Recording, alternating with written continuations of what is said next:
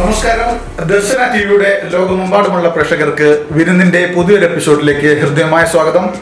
വിരുന്നിന്റെ ഇന്നത്തെ എപ്പിസോഡ് ധന്യമാക്കുവാൻ എത്തിയിരിക്കുന്ന വ്യക്തിത്വം നമ്മൾ പറഞ്ഞു വരുമ്പോൾ ഏകദേശം 28 പരം വർഷത്തെ ആയുർവേദ ജീവിതവും ആയുർവേദ ചികിത്സയും ആയുർവേദവുമായി ബന്ധപ്പെട്ട് പ്രവർത്തിക്കുന്ന കേരളത്തിൽ തന്നെ അറിയപ്പെടുന്ന ഒരു വ്യക്തിത്വമാണ്.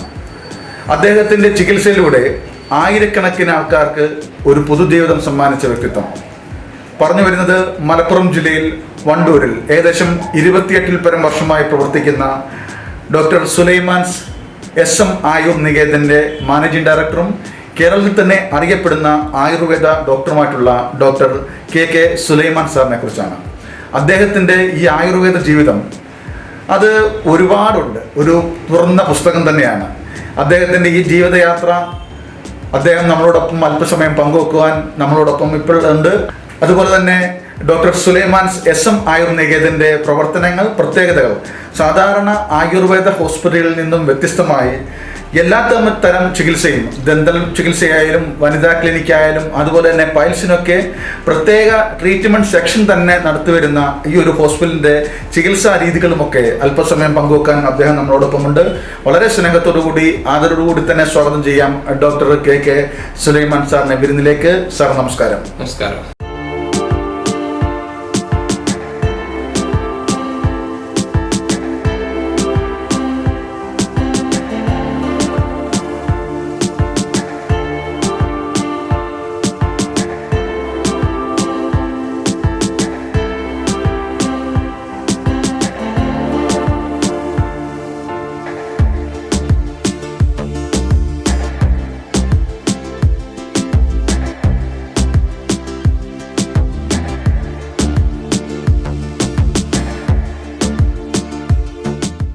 വളരെയധികം സന്തോഷം. കാരണം ഏകദേശം 28 പരം വർഷമായി താങ്കളുടെ ഈ ഒരു ആയുർവേദ യാത്ര തുടങ്ങിയിട്ട് തീർച്ചയായിട്ടും അനേകായിരങ്ങൾ താങ്കളിലേക്ക് എത്തുകയും അവർക്കൊരു പുതുജീവിതം സമ്മാനിക്കുവാനും താങ്കളെ കൊണ്ട് സാധിക്കുകയുണ്ടായി.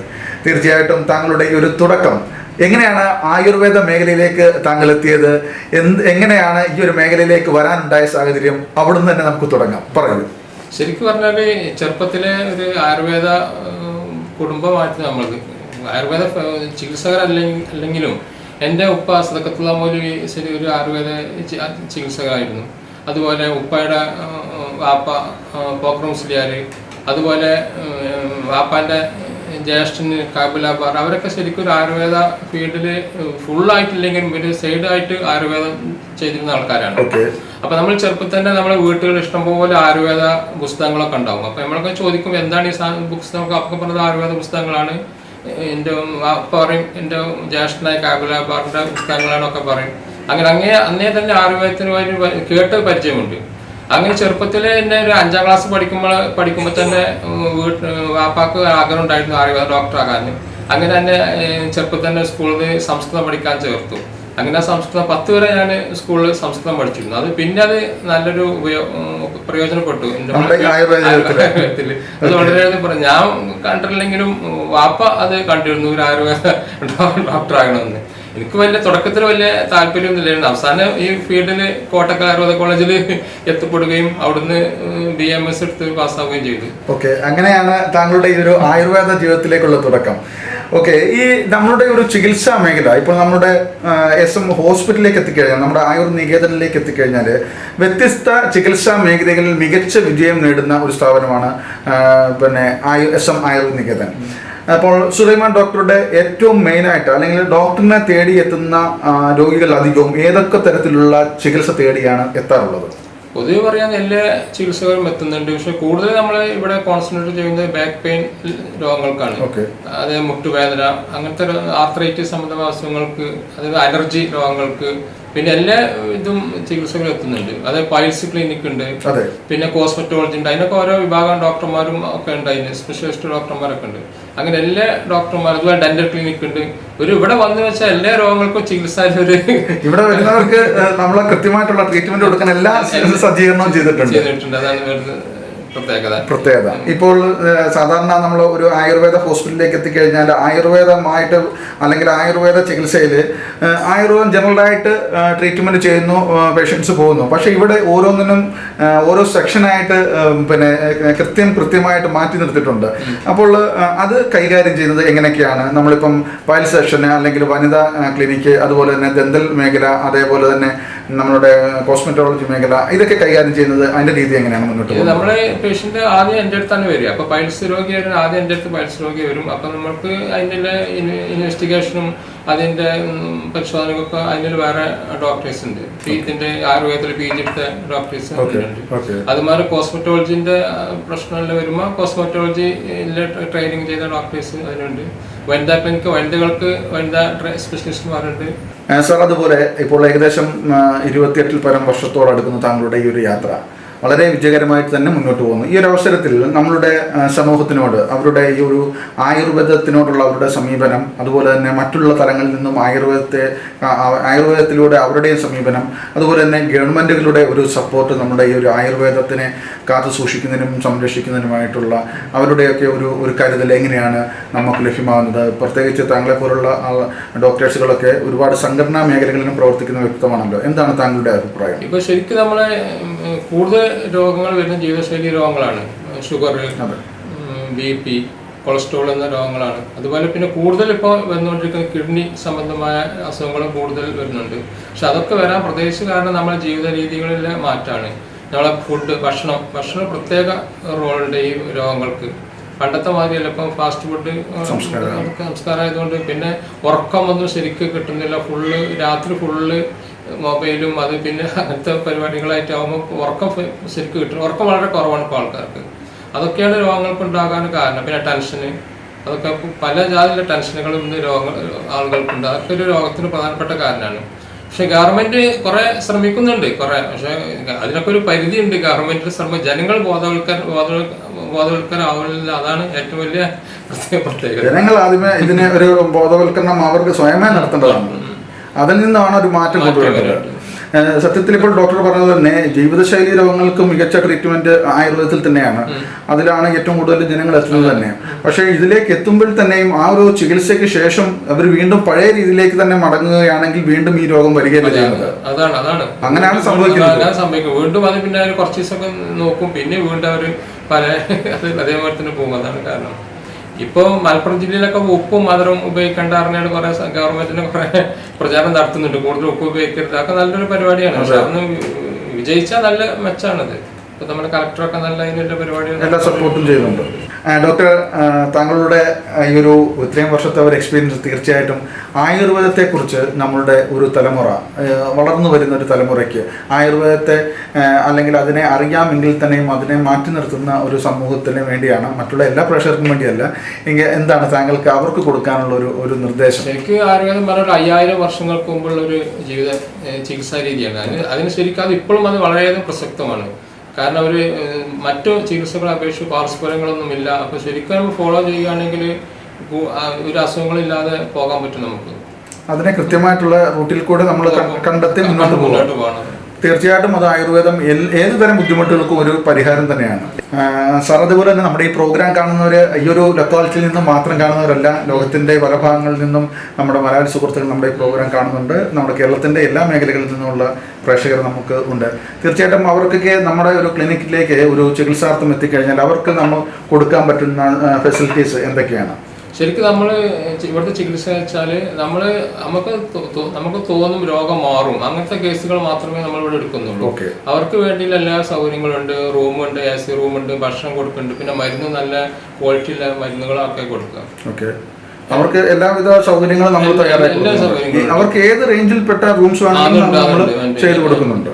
വില ചാർജ് കുറഞ്ഞ റൂമുകളുണ്ട്, അവർക്ക് റൂമുകളുണ്ട്. അവർക്ക് അഫോർഡബിൾ ആയ ഏത് റൂം വേണമെങ്കിലും സെലക്ട് ചെയ്യാൻ പറ്റുന്നതാണ്. പ്രധാനമായിട്ടും നമ്മളിലേക്ക് എത്തുന്ന രോഗികൾ അധികം പലതരത്തിലുള്ള ബുദ്ധിമുട്ട് അനുഭവിച്ചാണ് എത്താറുള്ളത്. ഇപ്പം ഡോക്ടറിൻ്റെ നേതൃത്വത്തിൽ വളരെ ശക്തമായിട്ടും കൃത്യമായിട്ടും വളരെ വിജയകരമായിട്ടുമാണ് ഓരോ ട്രീറ്റ്മെൻറ്റുകളും സാർ മുന്നോട്ട് കൊണ്ടുപോകുന്നത്. പ്രധാനമായിട്ടും ആ ട്രീറ്റ്മെൻറ്റ് രീതികളെക്കുറിച്ചൊന്ന് പങ്കുവെക്കുകയാണെങ്കിൽ ഉപകാരമാണ്. ശരിക്കും നമ്മളിവിടെ കൂടുതൽ പേഷ്യൻറ്റും വരുന്നത് ബാക്ക് പെയിനാണ്. നമ്മൾ ബാക്ക് കെയർ സെൻറ്റർ പറഞ്ഞ ഒരു യൂണിറ്റ് തന്നെ ഇവിടെ പ്രവർത്തിക്കുന്നുണ്ട്.